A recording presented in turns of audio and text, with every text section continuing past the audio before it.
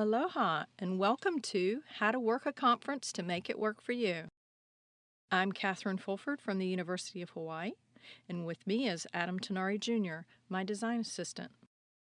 This is part 5 of a 5-part series, and this part is presentation delivery. And today we'll be talking about professionalism, mental, visual, and moral support, presentation skills, teamwork, and good design. First, professionalism.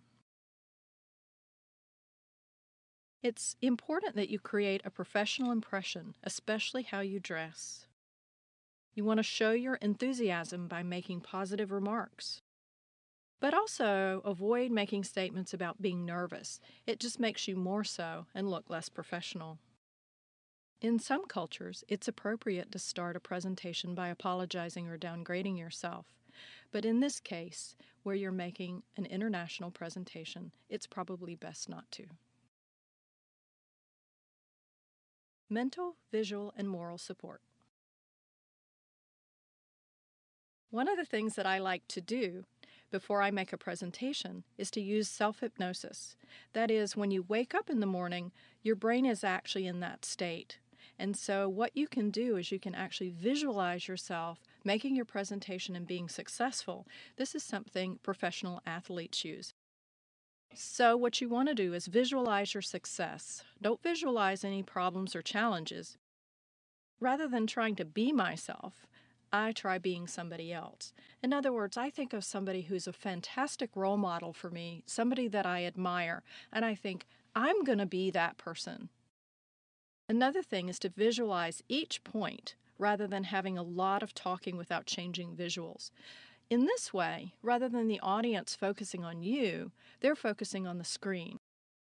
So in this way, you're using the media to support your presentation rather than using written notes. So if you plan to say it, make a slide. Don't try to memorize. I can't tell you how many hours I've spent in practice in front of a mirror, making sure that all my gestures and everything were just right. Another idea is to go to your presentation room before you actually have your presentation. Go to somebody else's presentation in the room that you'll be in. Actually watch what it is that they do, see how they stand, and see where the equipment is and how well it works. You can actually try to go in and rehearse with your own slides. Sometimes it's available during lunch, and that's a really good time to try. And make sure that you can see every single slide. And if you have a friend, get them to come with you and stand and make sure that they can hear your voice clearly. Make sure to test all of your equipment. Check the compatibility of your presentation with the computer that's provided. And make sure that the fonts don't change and the transitions don't change. Sometimes when this happens, your computer and your presentation are all jumbled up. If you can, use your own computer, but always make sure to bring the proper connector. It's particularly important to check the sound system. If you don't come with your own speakers, you need to pre-arrange this to make sure that there are speakers in the room. And if there aren't, go quickly to the audio people to make sure that they can help you. The next thing to do is to calibrate your computer to make sure that the photos and videos actually show up on the screen the way that you want them to. Again, never be caught having to apologize. Another idea is to get there early just in case. You want to try to go to the session right before yours in the same presentation room. Another great idea is to make yourself an audience.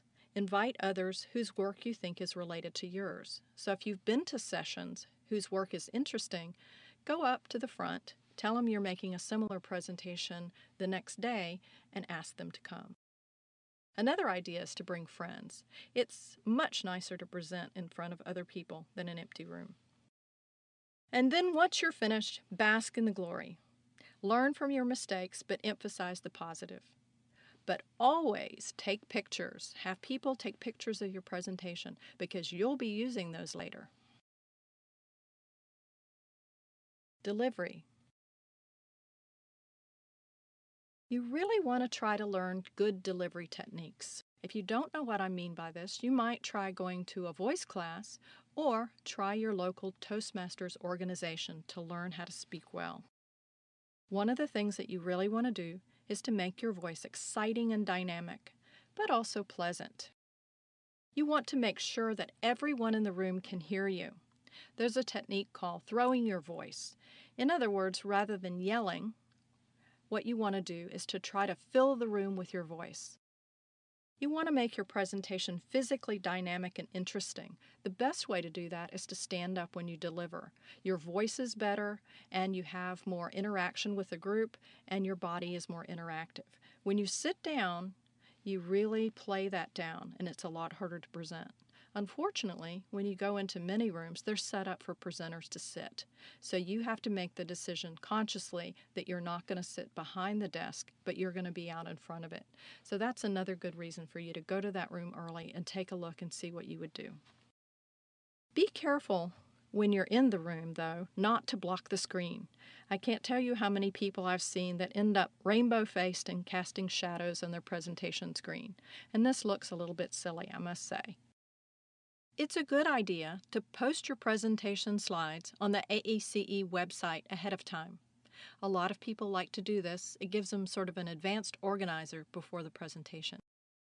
It also helps you be mindful of people with disabilities, because those that might not be able to see the screen very well will have it downloaded. You might also want to post a digital text outline that can be read by screen readers. Use universal design for learning. This way, you're helping not only people with disabilities, but people from other countries who may have difficulty in seeing or hearing your presentation. Be careful of reading long passages on the screen. Your audience may find this habit frustrating and boring. People can read twice as fast as you can speak. Say, "Let me give you a moment to read this screen," and this is a good opportunity to take a sip of water and breathe. Your pacing will be better and more relaxed, and your audience will love you. Except you must know your audience. Use the Americans with Disabilities guidelines. For example, read text aloud, provide large print handouts, or post slideshows with annotations. A good way to find out is to ask the entire group, "Can everybody see this screen? Would anybody like me to read this?" And then all of your audience will love you. Teamwork. Make sure your presentation is concise enough to allow all your team members to present in your allocated time. You want to avoid expanding or elaborating unnecessarily. Make sure to pay attention to body language for signals. Other presenters are often in the same room, and you'll see them start to shift and be uncomfortable if you start to move into their time period. Also, pay attention to the signals if there is a timer in the room. Be careful not to take over someone else's planned time or planned role. And never let anyone trade presentation times with you. I had a couple of bad experiences with this. One is when we came in the room, a fellow asked us, he said, "I am very nervous. Do you mind if I go first?" And we said, "Oh, okay, we will." But then he proceeded to talk and talk and talk and talk. And finally, about 10 minutes into our presentation time, I finally had to say, "Excuse me, but we really need to present. We don't have much time left." So always go at your prescribed time. And remember that going over your time limit erases all the good work you've done. Good design. Good design is invisible. You must organize, visualize, practice, perform, and then evaluate. And when you evaluate, think about how you'll do it better next time. Good design will increase the level of trust your audience has in you. It will increase their perceptions of your knowledge. It will increase your image of professionalism. And best of all, it will increase your own confidence. Aloha and mahalo. This is the last of our 5-part series. So I'd love to see you out there presenting. Enjoy your travels.